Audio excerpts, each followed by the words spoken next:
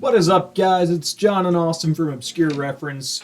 Just recently got out of the movie theater from seeing Napoleon, and man, oh man, are we here to do a review. Now, I think a while back, way back when FTP was still a thing, we reacted to this trailer. I'm pretty sure we were all pretty hyped for it when it first Twice. came out.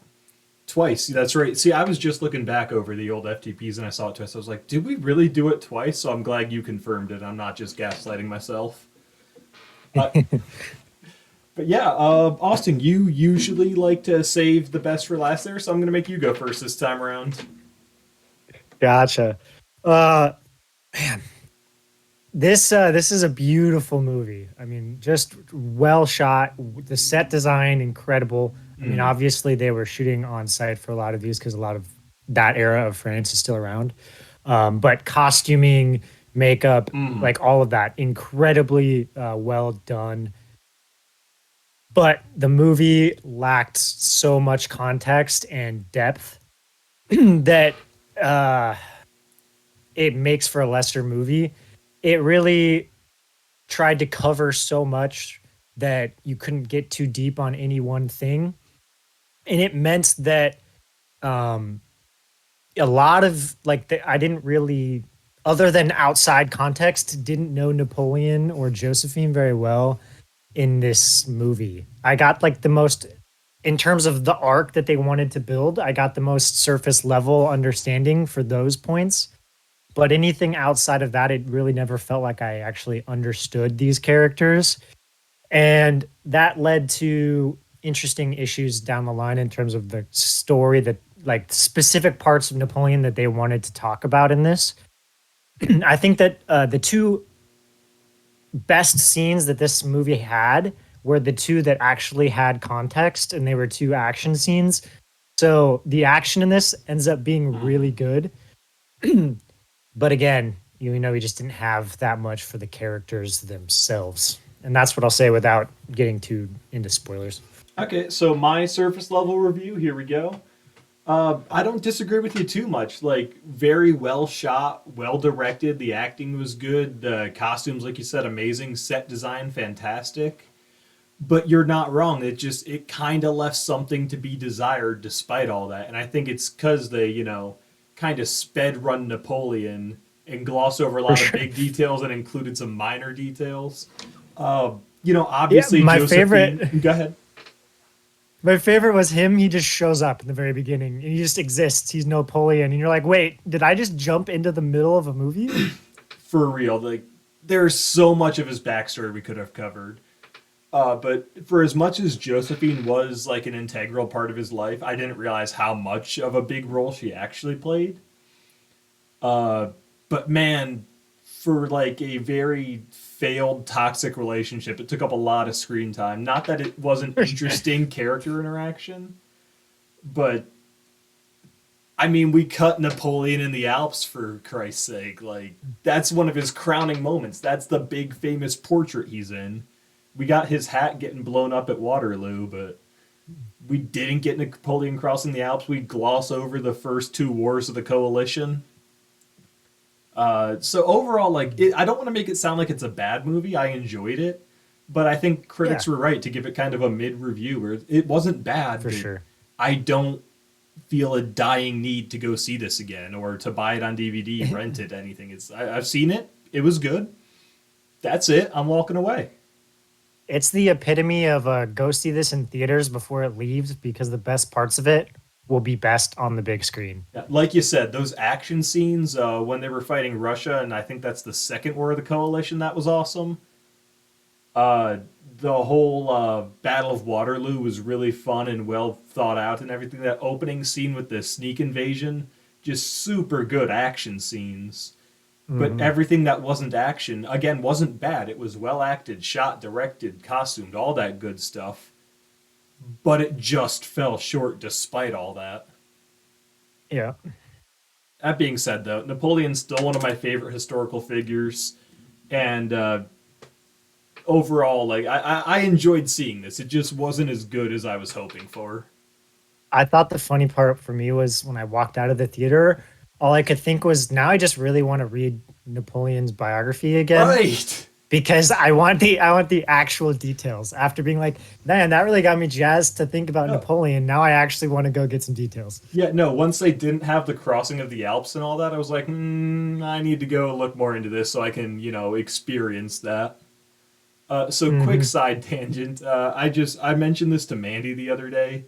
I've been trying to quiz her more and get her like more in tune with historical figures and whatnot.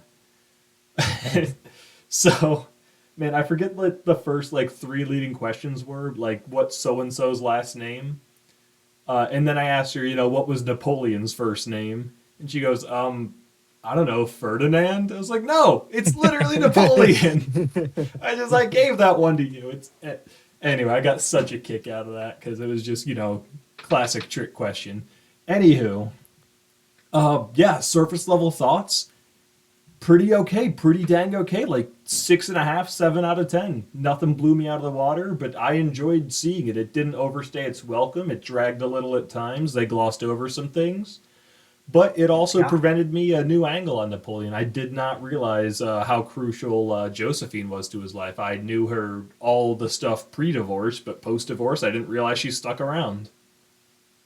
Yeah, Kind of a which weird I have relationship some they thoughts had. about, but we'll close that as our spoiler free section. If you haven't seen the movie, go see it. Mm. Definitely worth a watch. Like we said, see it in the theaters for sure. Go see it in Uh, theaters. Yeah, absolutely. yeah. All right. Jumping into the spoilers, I want to kind of break down a little bit. Okay. Starting with the two scenes that I had mentioned, I think the best two scenes in this entire movie are, which they're more than a scene really, but is the fight on the frozen lake. Yes. Um, Great scene.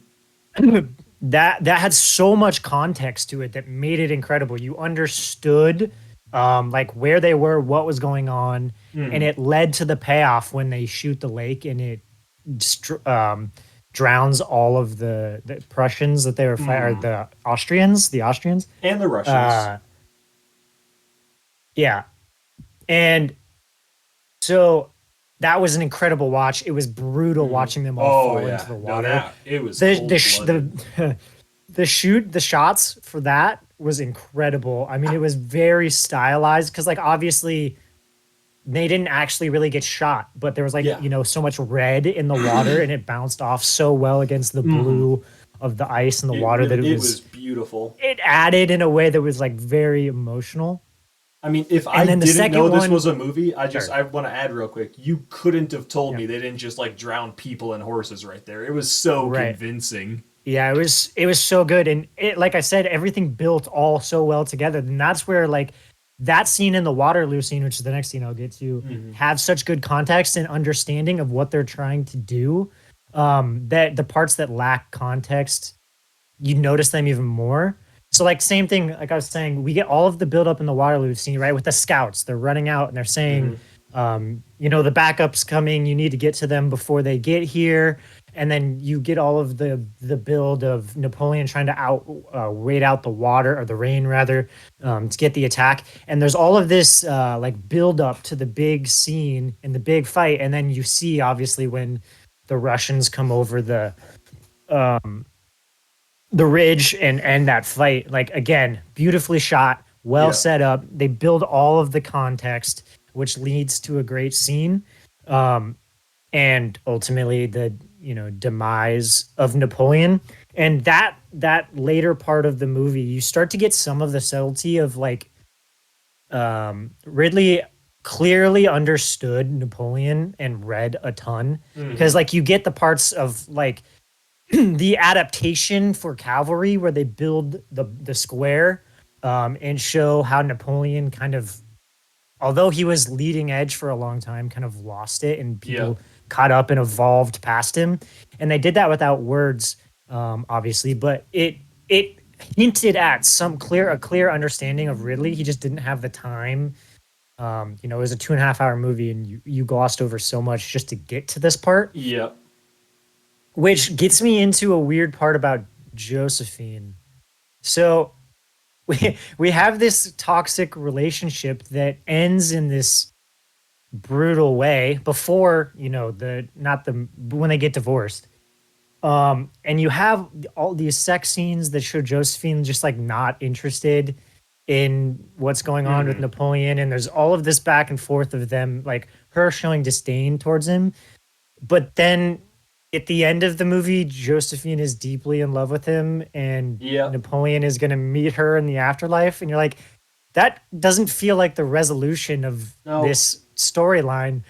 Like they you spent so much time. Josephine gets divorced, then we get one scene, with the bearer of his kids. They don't show up, and then there's this dialogue with Josephine at the end, and I'm like, this was a weird resolution to what was one of the main two arcs of the Hmm. story, really. No, what I did, I don't know. I guess I don't know if I loved it or I hated it. I definitely appreciated the broader context. My understanding of Josephine before all this was that she, was the older woman he fell in love with. She was kind of a known slut, whore, prostitute, like whatever you want to call her. She was known to be promiscuous, and like she really only married him for his status and money, which was my understanding. And then when she couldn't bear children and he was the emperor, he left her.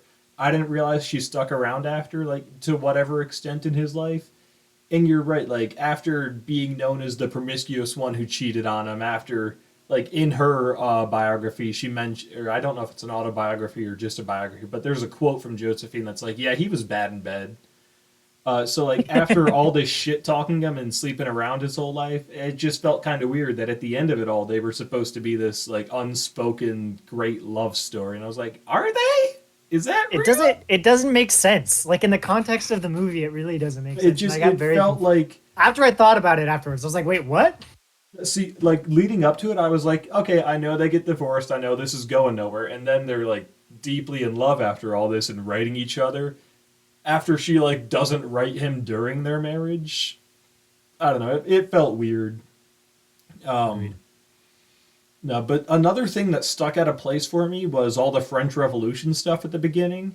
And don't get me wrong, the French Revolution is critical to Napoleon, and that's where his rise to power comes from. But we start off with Hmm. Marie Antoinette murdered. Sure, fine, it's a good starting point. It's a notable point. Brutally. But Robespierre, we just gloss over. We don't see Napoleon like actually rising to power aside from his one battle as a captain. Now he's just brigadier general, and like next week he's emperor. Like we really glossed over all that. It feels like if we wanted to include the French Revolution stuff, there were more important parts of Napoleon to include. Or we could have just cut that Yeah. all and started with like the scene where Robespierre is killing himself or trying to, because like boom, that's when Napoleon really comes into power. Uh, I don't know. It just it felt out of My place. favorite now, Okay. now that I'm thinking about it, my favorite is that Napoleon goes to Egypt, does nothing, and is like, you know what? I need to go home, and just Yeah. leaves. No, And they're just that's like, we kind need a of real shot of life. Is like, Napoleon yeah, looking at the fucking the at the pharaoh with Sphinx. the I'm just like, hat. this is ridiculous. Or like he just cannonballs the pyramids, and then it's like, all right, deuces, I'm out. No, that's pretty much how Egypt went for him. As he showed up, nothing was going on. He heard his wife was cheating on him, and he came home. Loved the It scene when really, he did come home, and he was like at the council, and they're like, "Why did you abandon your troops?" He's like, "Oh, why did I abandon them? The fuck are you doing?" Like just turned it, exactly. just played that Uno reverse card and walked out of the room. The scene where he actually like seizes power and becomes the first council, and then erases the other two councils. I love it because that's pretty much how it went down. Obviously sped run, but it was good. Like it was historically accurate for the most part. They glossed over sped run hyperboled some things. Is that a word? Hyperboled, hyperbolized, applied hyperbole to context. There we go. But all in all, it was the Napoleon I know and love. Just a lot more of his Josephine and a lot less crossing the Alps. I'm Yeah, I very really pissed about the think crossing the Alps they thing. they they really should have gone one of two ways. Like they either should have made it two movies, which probably wouldn't work. But like theoretically, you do a build up where like Napoleon is winning all the time, and For then you real. stop it before the Russian crusade, uh, where crusade is not the right word. The Russian No, you're invasion. offensive, Yeah, and he starts to fail, and then make the second movie about that. Or you need to cut a lot of the Josephine stuff, really. start later in Napoleon's era and go deeper. So, because like really, I think the biggest failure of this movie is like I don't feel like I understood anything about Napoleon. I'm Yeah, like I get that he won a lot of battles and he became the, leader of France and he felt a lot of love even though, he's not even from France. But Corsican. like yeah, we get so little understanding of his actual character or understanding. We don't even get the like other than we see that he wins, we have no knowledge of like how Yeah, he outsmarts everyone else and how he's so much better at warfare, like just ground for warfare, real. than anyone else in Europe at the time. And so it's yeah, I don't you just uh, I wish they would have gone one of two ways there, just because I feel like we got a little bit of a lot and not enough of any in particular thing. I'm not saying the Josephine stuff isn't important to who he is as a person, but you're right. Like, we know him as a military genius. We see his first sneak attack victory. We see the Lake thing victory. And then it's just loss after loss after loss. And I'm like, this doesn't paint him as Well, the like greatest military mastermind of his time. Alone with France, he wins the first two or three wars of the coalition just on his own, wipes out all the rest of Europe, and then he invades Russia and starts losing. He really had so many victories and was just an absolute threat yeah. and a nuisance. And the movie glosses over all that with like two quick victories for him. And my thing, like, I think you could have done most of Josephine with less screen time. Because, like, Absolutely. ultimately, the things that Josephine matters for, other than like the end context, is you need to get to the divorce so that you can get to the having kids with someone else piece. Yep. Because ultimately, that's like the give everything for France mentality is so important to Mm-hmm. Napoleon as a character, or as a person, I should say. And so, you get a little bit of the buildup, have the marriage, have the no kids, have the divorce, have his new kids. And you can do it in like 5 scenes, 6 scenes. For Like you can real. do it in so many less scenes and you'd have more time, if you focus it on Napoleon because like yeah, I just don't. Also, now, like, where do his kids go? He has his kid, and the Yeah. kid never shows up again. We literally see him as a child, and then he never exists I mean, again. in Like, fairness, that's kind you of just what miss so Napoleon's much kid because was. of you Like, put so much on they Josephine. had the kid so he could one day be the emperor of France or whatever, but since Napoleon got dethroned, it didn't really end up mattering. Which they And then absolutely his could have kid's played not more even into there that. when he's in Yeah, exile. but the whole thing where Josephine is diagnosed with whatever she was by the doctor and told to get bed rest, that was like a 5 minute scene we could have cut out. Where she was dancing with Tsar Alexander, unnecessary entirely. Most of the scenes she was Leads to in, nothing. yeah, no, she just didn't add to whatever scene she was in. It was like, here's, we followed Napoleon last 20 minutes, here's some Josephine. We cut all that, we save, 30, 40 minutes of runtime. Boom, we can really lead into Napoleon winning more battles, being not just a military genius and a strategist, but compassionate to his men, showing his love and devotion for France. Because he didn't want to be a warmonger and conqueror. He really did want France to be at peace, but he had so many enemies, they just kept pushing him down. And we really could have just leaned into him and his love for his men and his country. But, instead we got Josephine dancing with Alexander.